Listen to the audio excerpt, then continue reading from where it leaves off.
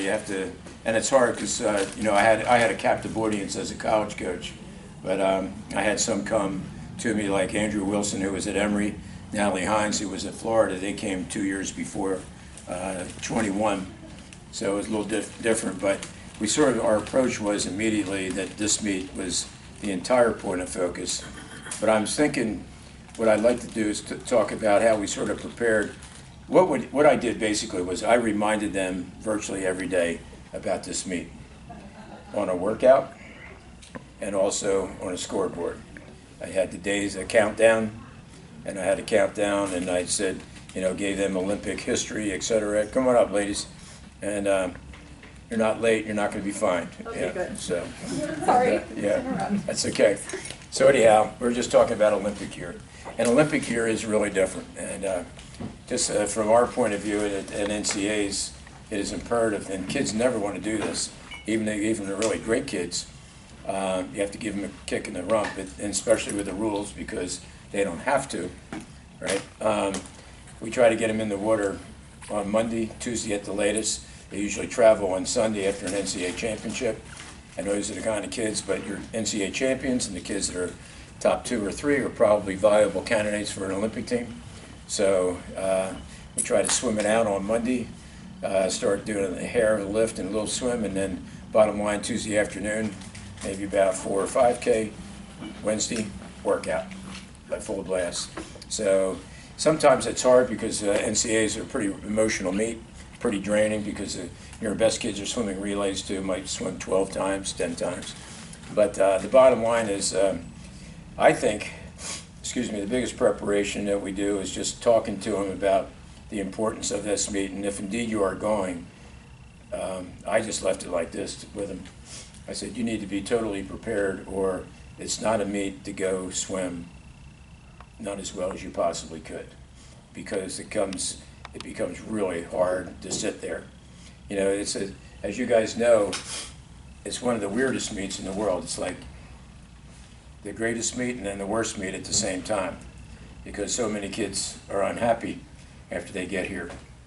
And they sort of see, you know, other kids reveling in what they've done, which is hard to look at sometimes. It's hard to, you know, some of them obviously get it and they're happy for those kids because they've worked so hard, but some of them have a little bit of regret that they haven't worked as hard as they possibly could too.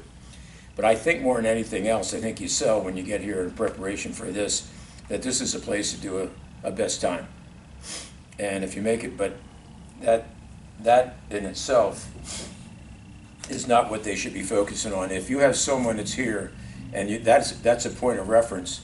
Do we have a Kleenex back there by any chance? I've had a rough time up here. I think I had more allergies down in Georgia, but I did. But anyhow, I think the biggest thing, cheers, thanks, it's great. It's yours. Wonderful, appreciate it. Yeah, if I can only get it open, I got it. But I think the big thing is they have to consider this. When they come to an Olympic trials, 90% of the kids that are here, this shouldn't be point of their entire point of focus. Their entire point of focus, should be the last meet of the summer. And it's hard because when you get here and you see all the trappings and everything else, they all want this to be the best thing possible for themselves. But I think you have to be reminded, or they have to be reminded, that their point of focus is really, you know, the last meet if they're still continuing to be as good as they want to be.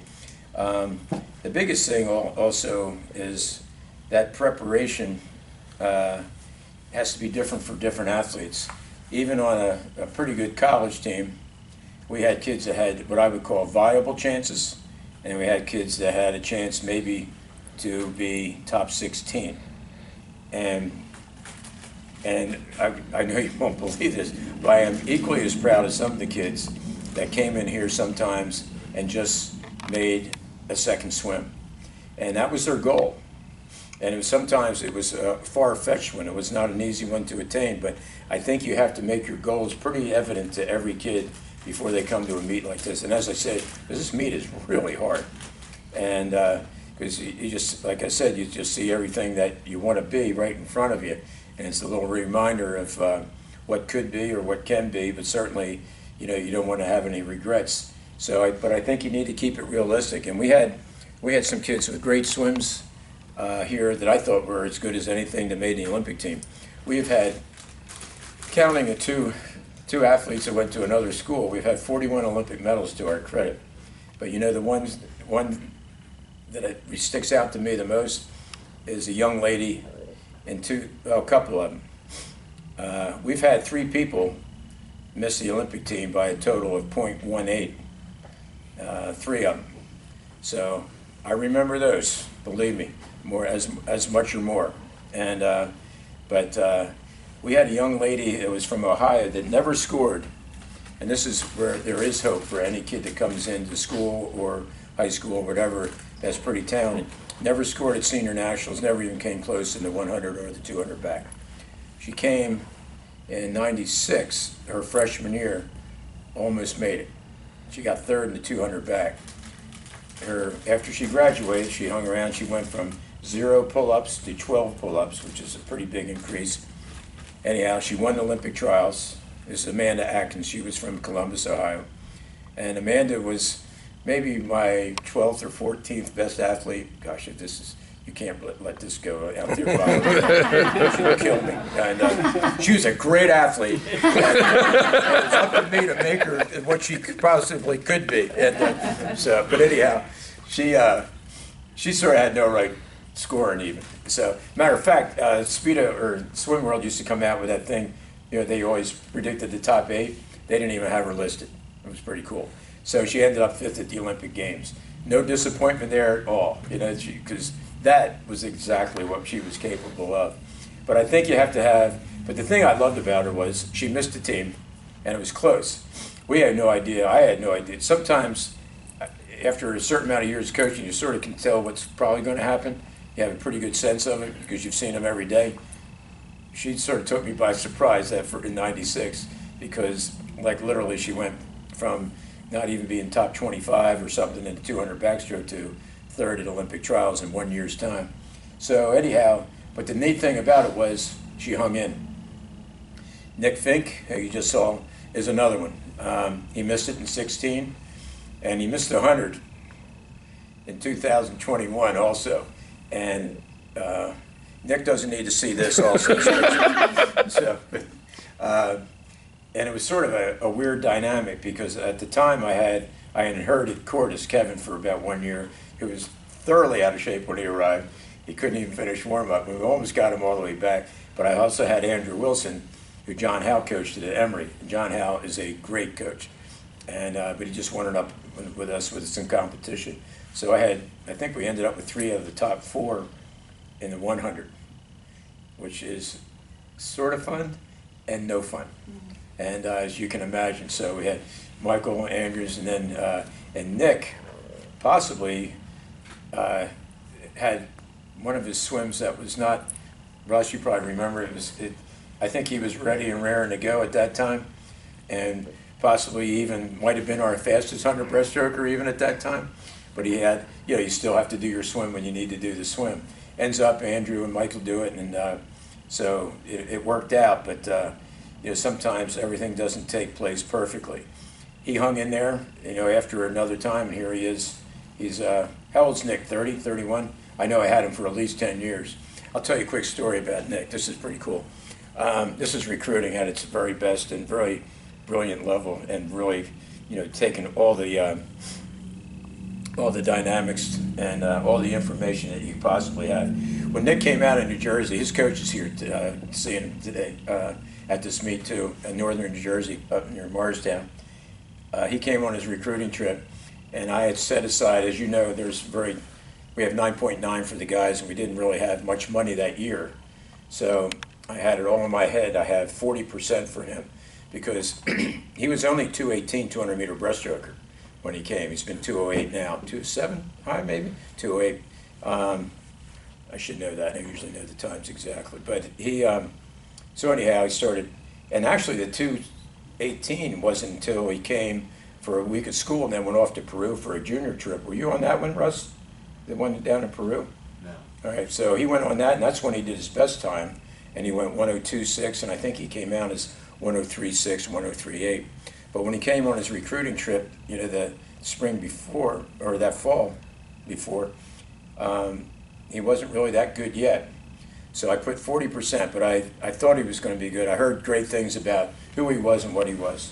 So I'm sitting there. So the next day, on Saturday mornings, I usually meet with the recruits that are in, and then I offer them the scholarships, and they know where they stand before they leave campus. It's the least you can do.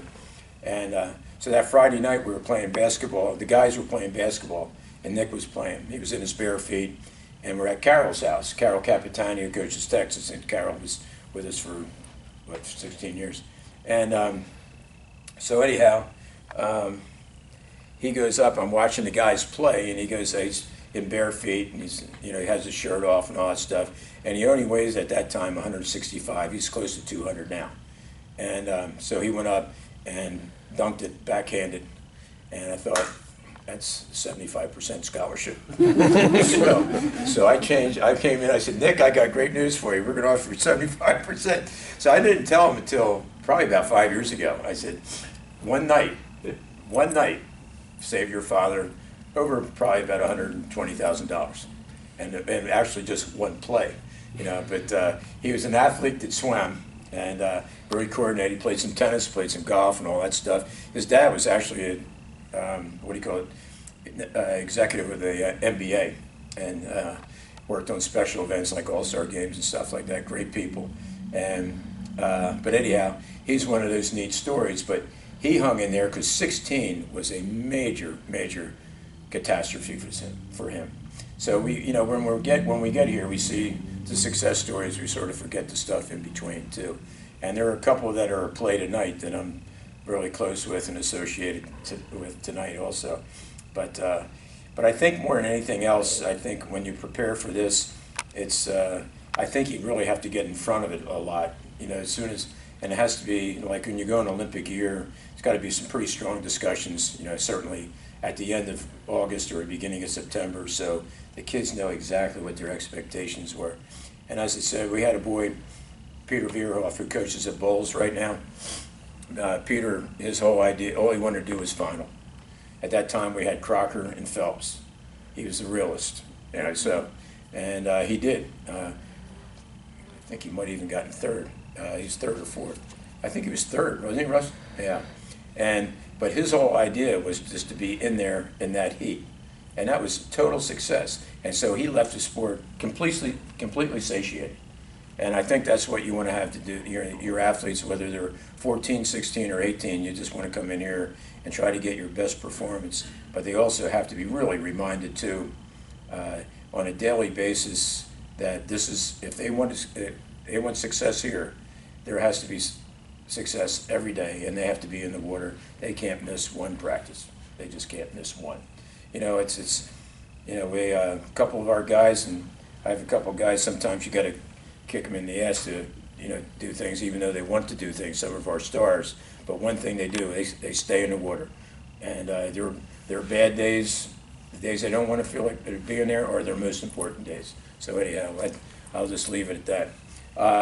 The Olympics themselves, the background of it is actually amazing. Russ has been part of it and knows the ins and outs of it, but it's really an interesting dynamic after you make it. And I know one thing, I was just thinking about 2016, and all of us, no matter where you coach and what you coach, you won't understand how consumed you are by it until you leave it. So I'm a year and a half, 2 years out now, and when I left, I didn't realize how consuming it was, because those kids end up being as important to you as your own. It's amazing, and which is a great thing. And that's how because I remember when we were in Omaha, I was walking with Frank Bush in 16, Russ. We were going to that place to eat. The day after, we had a meeting, we had one practice, and we're walking to a place to eat, and then all of a sudden, all these fireworks are going off, and I looked at Frank, I said, what the hell is all this? What's going on? He goes, Jack, it's the 4th of July. And I go, oh yeah. So you get to that meet, and it sort of overcomes you a little bit. See, really, there's nothing else going on, and I think sometimes you almost have to be that myopic for. Maybe I did, because I never had full confidence of what I could do. I always feel like we had to work a little harder and do something that other people didn't. But it's sort of amazing how much you get involved with it, and how much you used to forget. But I'm looking at a couple swims tonight. Like I was looking at Carson's, for example, and I'm not coaching. I just know he's a great kid. I've been around him, and I'll be stunned if he doesn't go swim faster now, because he just took the monkey off his back, with that swim, and that was hard. And one of my swimmers was part of it, Chase, and and I'm proud of Chase because that's an achievement here. That's whether it's his best time or not, to be a viable person in a 400 IM for 11 straight years internationally is absolutely unbelievable. Chase is a lot of things, but he is a swimmer and he loves the sport, and he was fun to coach. And I'll tell you, we'll go back and forth. We have moments. He certainly had them with Bob too. And but I think in the end, the kid always wanted to be good, and he likes the sport, loves the sport more than any athlete I've ever had. He just likes swimming. But anyhow, I think the constant reminder to the kids when they have to know where they stand, what their goals are when they walk in.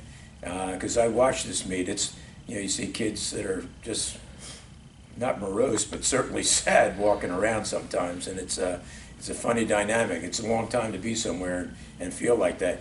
But also, you got to remember, you have to have a preparation at how long you're going to be there, how much time you're going to take, out of what your normal schedule is too.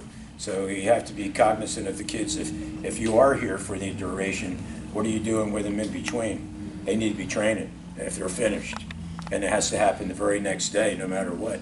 Because in the end result, because we have kids here I know at the University of Georgia that I think that we put way too much emphasis on this trials.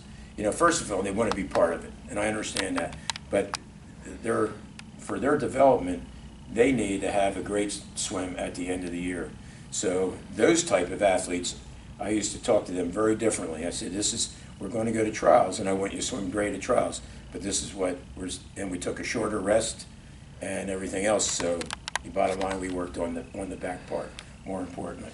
And as I said, constant reminders, workouts, whatever you do, whatever you write, I think that's the way to do it.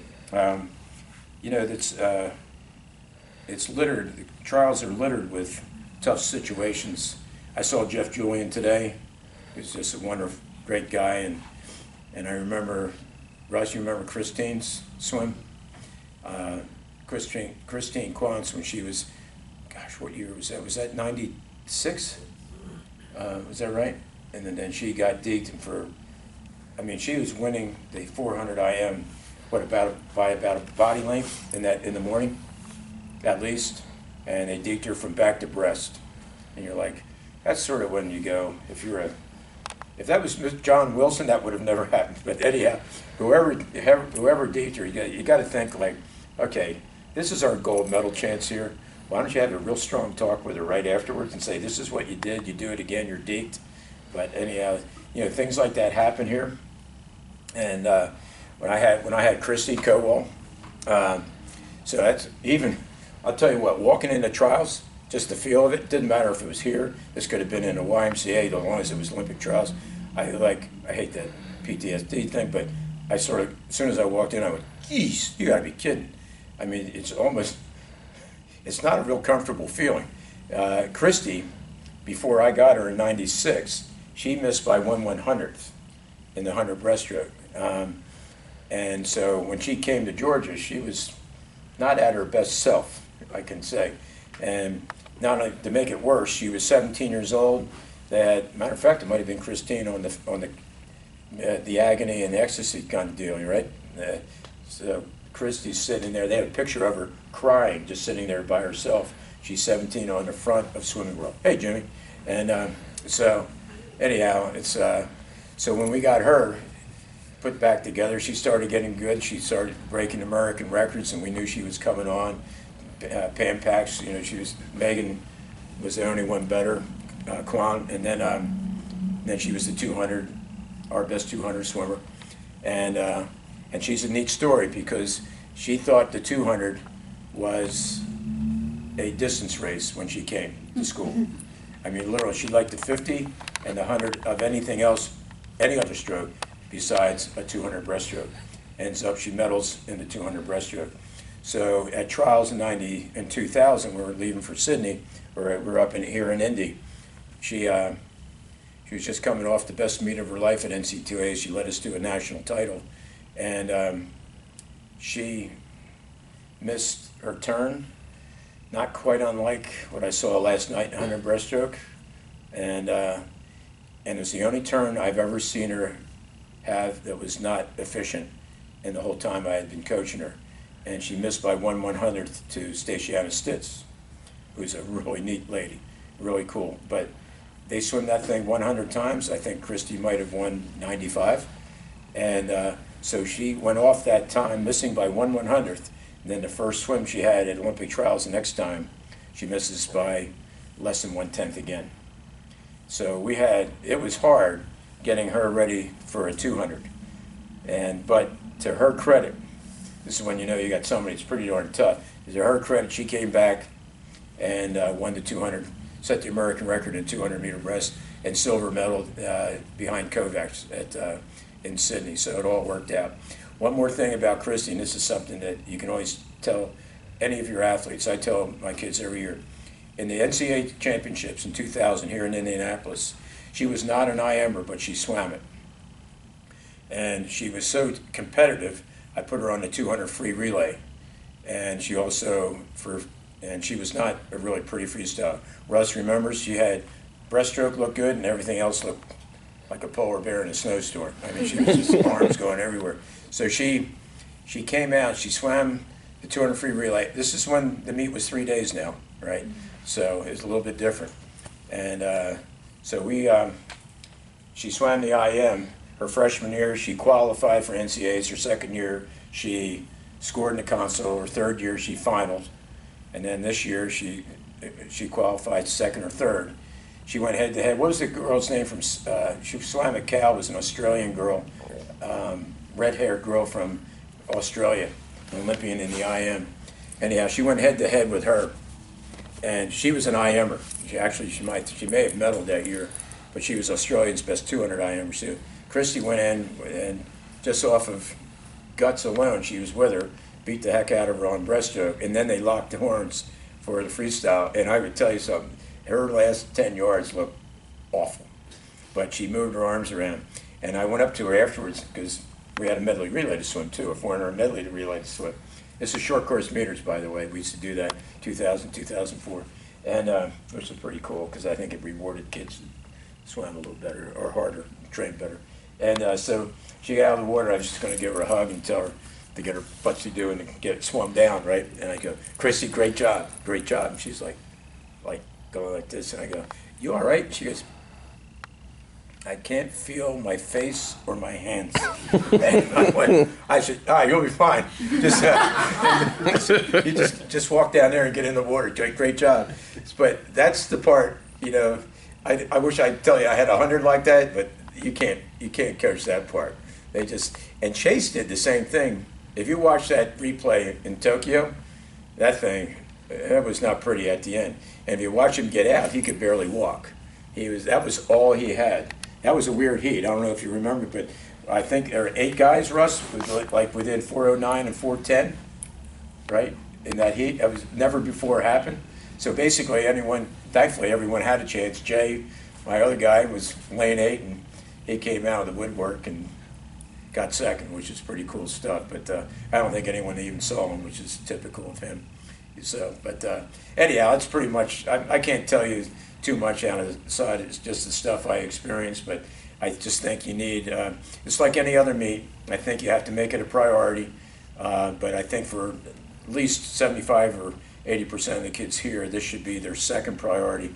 It's important, but sort of like for us, you know, if you have really good kids, SEC championships was really important, NCAAs was much more important. It didn't mean you didn't prepare. Matter of fact, one was a stepping stone, and this can be a stepping stone too, for a lot of athletes, you know, to get better. If they, we have a boy here that made it in 100 tonight, and he might not be a player, he could be, but this is a stepping stone for him. This is going to change. I think it's going to change his career. So he went. He was only like 50 point or 51 when he came out of high school, but he's got a second swim tonight. So That stuff is a big deal. Any questions? You guys have had a hell of a day. It's a long day, Coach. So, I mean, I feel like a lot of coaches, there's like something they're definitively great at coaching at. Like, obviously, they're great across the board, but they've got like Herbie Bem's a phenomenal sprint coach. Back in 2009, Auburn was a great sprint program.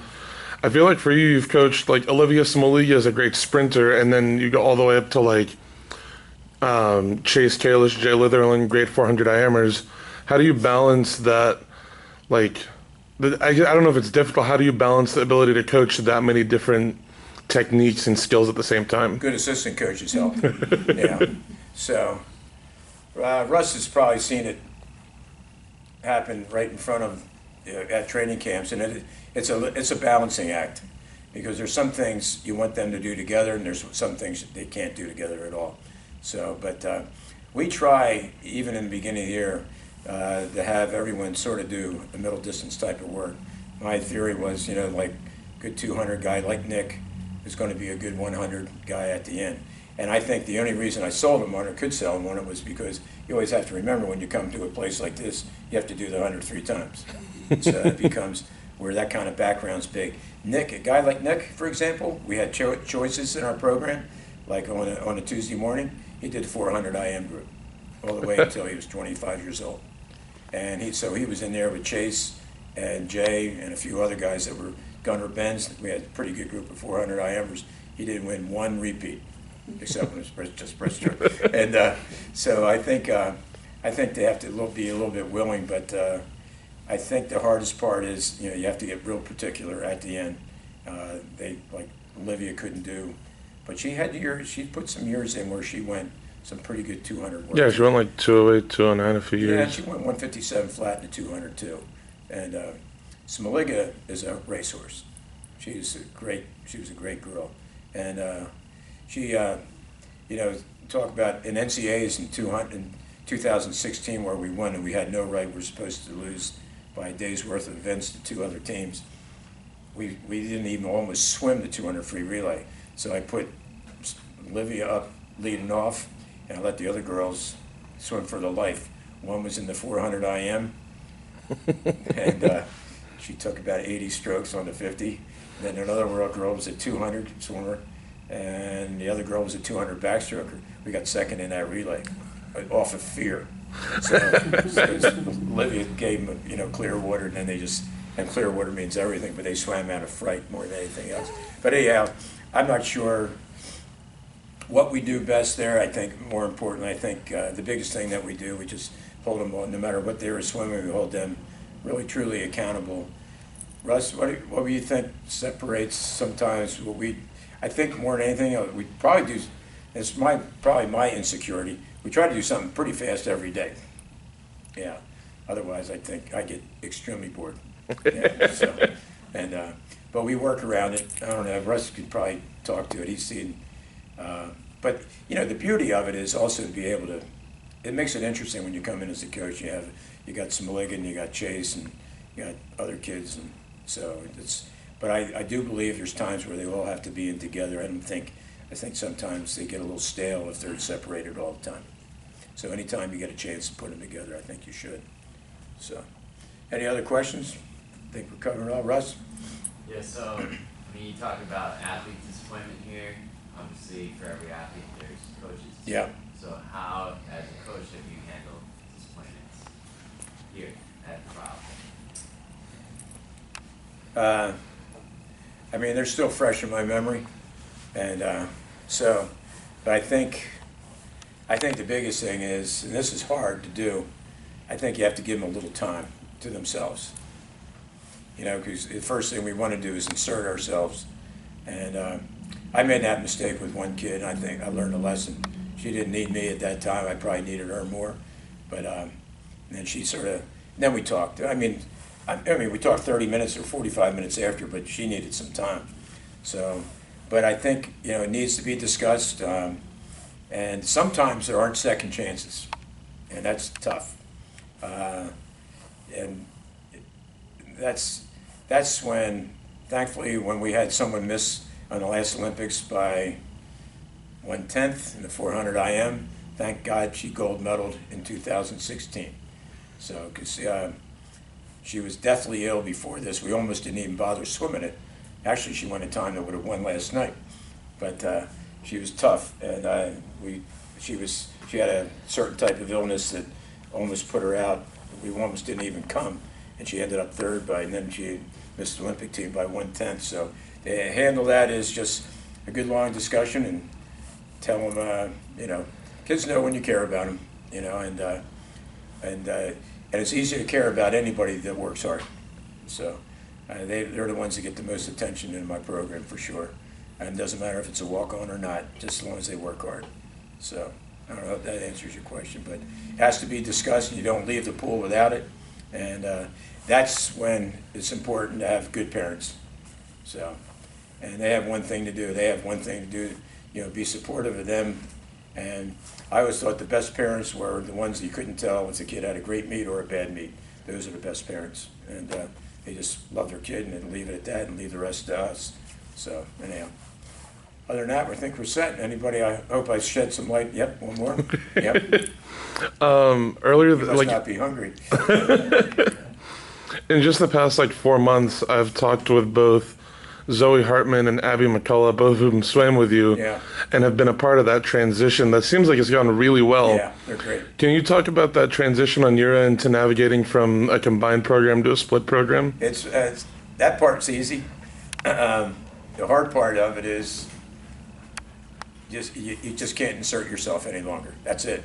Once your place has been taken, that's their program, and that's hard sometimes because you think, all of us think we have the best ideas, right?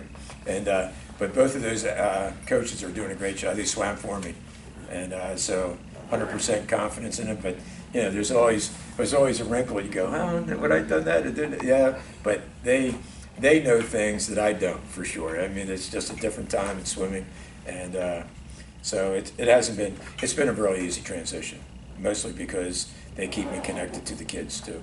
That's the hardest thing for me, was just not seeing kids every day. The coaching part was coaching, but just being around them was fun. Yeah, most of them are pretty much fun, especially if they're like the Phillies.